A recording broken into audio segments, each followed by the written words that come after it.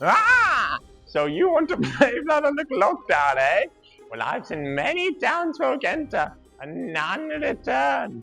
So be careful and keep your wits about you, as there are demons lurking, looking to bring your peaceful town to ruin.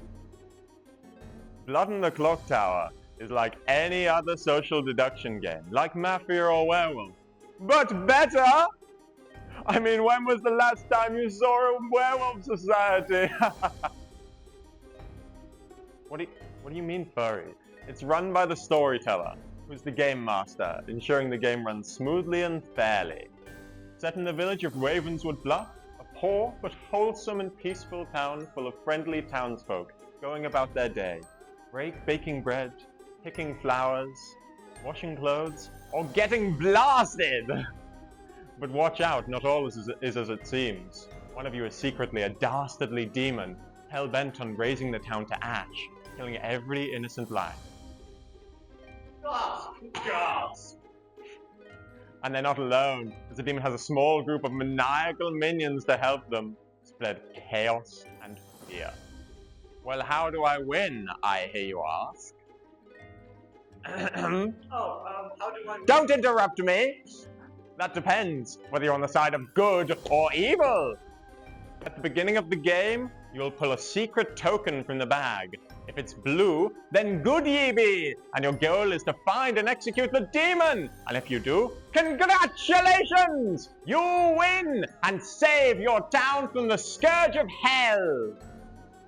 However, if you pull a red token out of the bag, well then time to put on your war paint and turn on the MJ, because you're bad to the bone. You are evil, my fiendish friend. You win every good player is eliminated, and the town is reduced to just 2 players, whichever happens first. Remember, this is a puzzle, and everyone has their own unique role and ability. Some might gather information, some may prevent death, and others have more, direct ways of figuring things out. Good players will be sharing information, for example their role, or what they may have learned, while the evil players will be there to spread misinformation amongst the town, to stir confusion and chaos. So be careful who you trust, as the person you take a bullet for may well be behind the trigger. But I'm sure that won't happen to you, right? The town sits in a circle, which sort of resembles the clock face. I get it now. This is the town square, and it's where most of the game will be played. At the beginning of the game, players will pull a token from a bag. This is their role for the rest of the game. Everyone has their own special role, unlike other social deduction games. Oh, fucking werewolf. Each role has a unique power. Some are helpful to good, others to evil. We highly recommend that all new players begin with the Trouble Brewing script. All roles to that script on this handy little character sheet, so all the players are aware of what characters could be in play and what they can do. Once everyone has their tokens, which you mustn't show anyone! Keep it secret! Keep it safe! The storyteller will go around and collect everyone's token in the grimoire. Then, the storyteller will ask everyone to go to sleep, and then the night phase begins. On the Clocktower takes place over 2 phases, night and day. In the night phase, some players' abilities will activate. Townsfolk may find out some insightful information. Some may perish at the hands of the demon. Rest in pieces. But don't worry, all the complicated admin will be handled by the storyteller. So all you need to do is close your eyes, relax, and sing till your lungs give out. That's not required, just a bit of fun. If you are awoken during the night phase, the storyteller will tap you to indicate for you to open your eyes. If your ability involves you learning a number, the storyteller will tell you using their fingers. If your ability means you learn a yes or a no, the storyteller will nod for yes and shake for no. If your ability means you have to select a player, the storyteller will gesture around the town, and then you simply point at your selection. The storyteller will double check by pointing at them as well, to which you confirm or deny that's your selection. If you learn alignment during the game, the storyteller will put a thumbs up for good, thumbs down for evil. Once your ability has been used, the storyteller will do this, and you must return to your slumber. Maybe you won't wake at night at all. No worries. Simply wait for the morning. I mean, what could go wrong? Once the night phase is completed, the storyteller will tell you all to wake up! Then you can open your eyes and the day phase begins. During the day phase, all players are allowed to talk to whoever, or whatever, about what they know so far, what they found out information-wise during the night. Perhaps someone died. Why them? Why now? Or maybe you just want to get a social read on someone. After all, the guy's been acting sus all game. Don't trust them. Seriously? Don't trust them. You can also scamper away and have private conversations in smaller groups if you don't want the whole town to know what you're chatting about. After giving players a reasonable amount of time to chat, the storyteller will call everyone back to town and open nominations. This is when shit gets real. It's at this point where alive players can nominate someone for execution, or even execute themselves. They simply have to say, I nominate insert name here. Then the storyteller will allow the accuser to share why they believe the person must be executed, and the accused will have a chance to defend these ridiculous allegations. After this, the voting begins. The storyteller will stand in the middle of town, and beginning on the accused's right, will extend their arm and slowly turn it clockwise until it reaches the accused. To vote on this nomination, players must simply have their hand raised clearly by the time the storyteller's arm reaches them. For a vote to pass, the vote must equal to, or be more than, half the number of alive players. This number will then be told to town before the vote.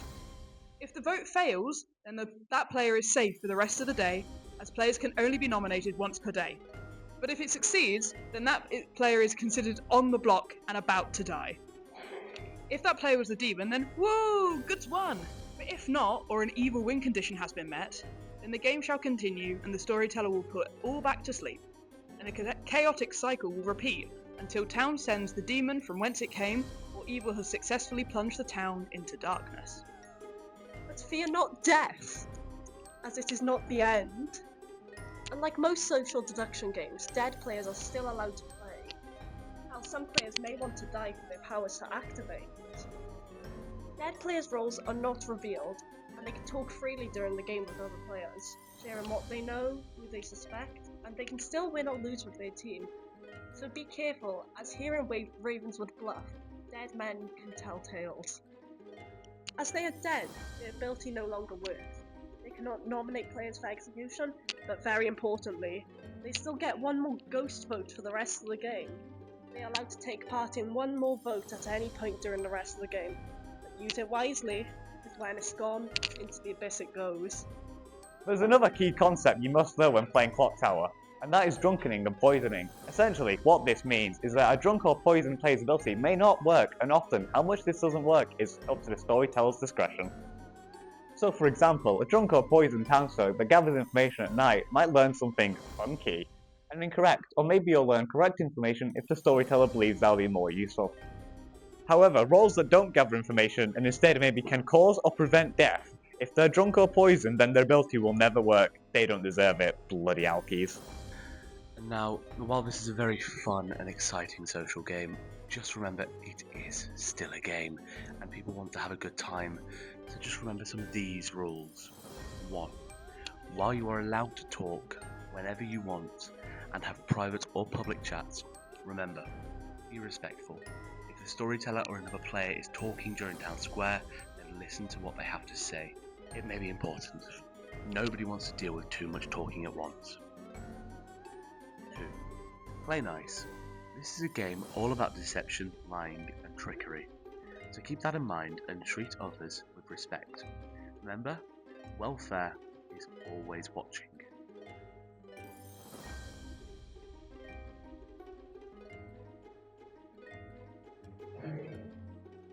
3. No peeking. This big bastard here is the grimoire. It contains everyone's secret roles. This is for the storyteller's eyes only, so no trying to sneak a peek at it if you want to speedrun the game. And of course, no peeking at others' tokens if they take it out of the bag. That was shit. 4. Have fun. I know it's an exciting and suspenseful game, and being competitive is fun. Remember, it's still a game, and you don't want to ruin the fun game for people. So if the game doesn't go your way, you can always have revenge in the next one. Don't take it out on anyone. Lose with decency and crash out with grace.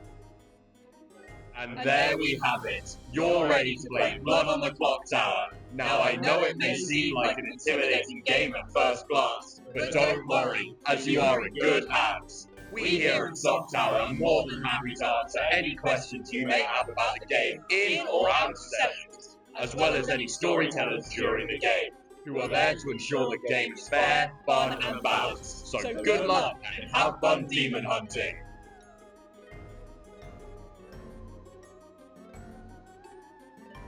Action.